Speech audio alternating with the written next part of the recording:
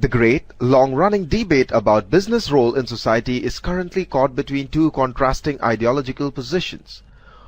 On one side of the current debate are those who argue that, to borrow Milton Friedman's phrase, the business of business is business. On the other side are the proponents of corporate social responsibility, a rapidly growing, rather fuzzy movement encompassing companies that claim that they already practice principles of CSR, and skeptical advocacy group arguing that they must go further in mitigating their social impact. The debate between these points of view has increasingly taken on global significance.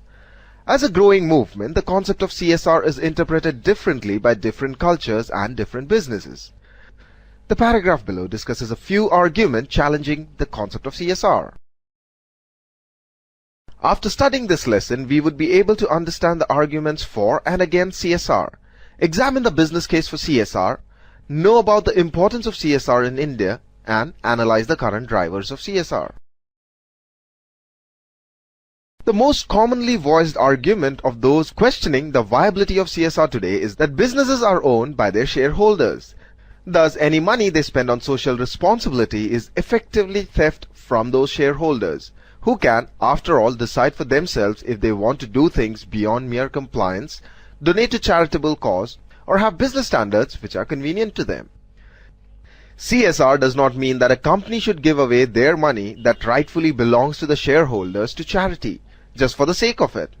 If it is seen as a process by which business manages its relationships with a variety of influential stakeholders who can have a real influence on its license to operate, the business case becomes immediately apparent.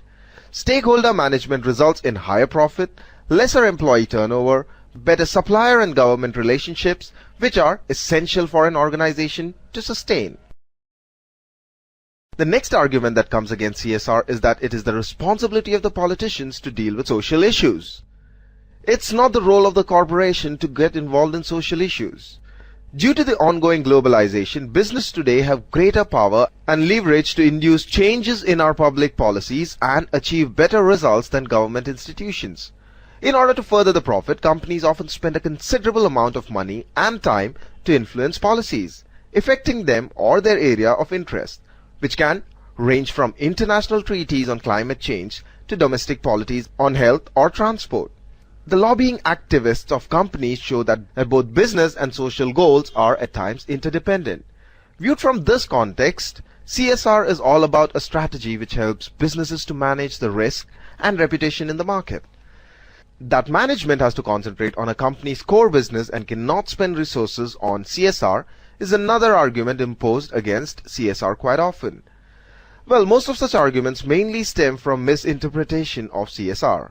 While CSR is not a de jure obligation of companies doing business according to applying laws, it is nevertheless a de facto obligation because of its long-term significance for corporate success and as a tool of differentiation in the competitive game. Driven by this understanding, a win-win situation for the company and its stakeholders can evolve.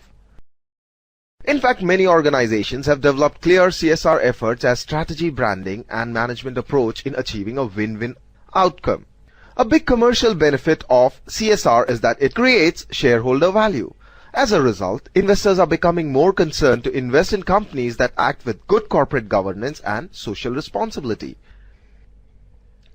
CSR also increases revenue base by boosting factors that drive revenue in important ways. CSR initiatives and cost-related marketing could build reputation and goodwill among suppliers and customers. CSR helps in strategic branding in an organization.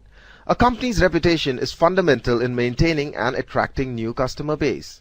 A distinctive CSR profile serves as a strategic branding tool in differentiating from competitors. For instance, Marks & Spencer's has effectively positioned itself as the most environmentally sound and socially responsible UK retailer, while in contrast is Primark, another UK retailer which has faced reduction in the number of consumer footfalls because of its widely negative publicity. The efficiency of a business is about productivity and effective use of resources. CSR can help to increase efficiency through environment conservation and recycling initiatives. As a part of eco-efficiency strategy, Hotel Orchid, Sony, Toyota, and ITC have adopted environmental sustainable method in areas of solid waste management, energy efficiency, water conservation and prevention, and others.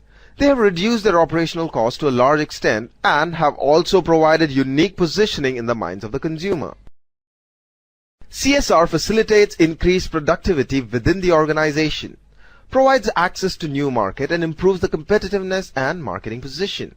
For instance, a small firm that is certified to have environmental and social standards can be a supplier to international retailers like Marks and Spencer's, Levi's, Mitsubishi, and so on.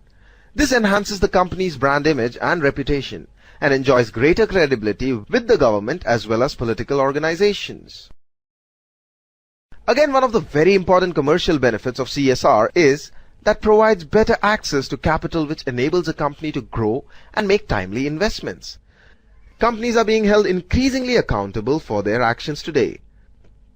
An adverse action affects their reputation, access to capital, and even long-term viability in some instances. Proactive dialogue with external stakeholders can help to foster understanding in preempting and minimizing the repercussions.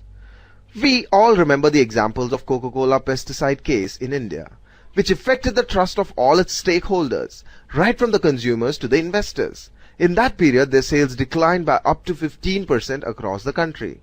If Coca-Cola had fulfilled its CSR, it wouldn't have undergone this crisis and would have certainly reduced its social, environment, and economic risk exposure to a large extent.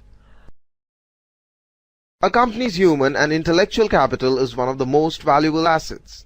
Good workplace conditions and relations can help a company to attract, keep, and develop human capital, keeping operations and staff morale high. For example, the employees in Tata Group, L&T, Infosys, and Wipro find the organizations to be more employee-sensitive and friendly. The commercial benefits provide a very good reason for the CSR to be important for the organization all over the world. In India, it is especially important because India represents the most rapidly expanding economies and hence the most lucrative growth market for business. Also, India is one of the developing nations where social and environmental crises are usually most acutely felt.